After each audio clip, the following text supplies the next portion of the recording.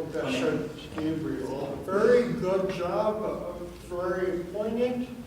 I had a few questions regarding scripture passage in Daniel saying that at the end of days I will pour out my spirit, your young men will have visions, and your old men will dream dreams. Do you believe we're living in the last days? And how do you think this World Youth Day plays into possibly living in the last days? Thank you.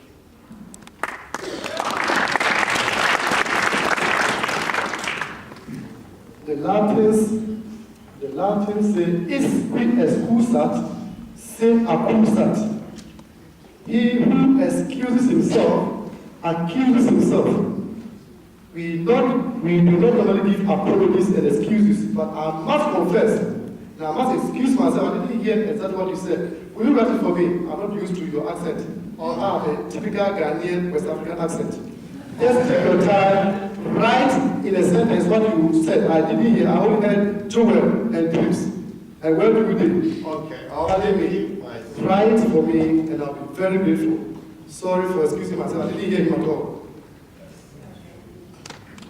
Your Eminence, yes, are we in the last days? Are we in the last days? End times. As it translated when you are present, are we in the last days, the end times? Correct. Thank you. I will take you to Acts of the Apostles chapter 1, 2 going. When the disciples asked, he said the same question. What did he say? It is not for you to know the times appointed by the Father. You go and be my disciples. Nobody, pardon me, should predict the end time. Nobody knows it. Not even the Son, Jesus Christ. I will not venture to answer that question. I do not know. What I know is that the prophecy of Joel is coming true. Some years back, young men and women were not, in quote, spirit-filled. They were not charismatized. They were not up and doing in the church. Young men were not taking up appointments and positions and prayer sessions and music ministrations and prophecies and deliverances in the church.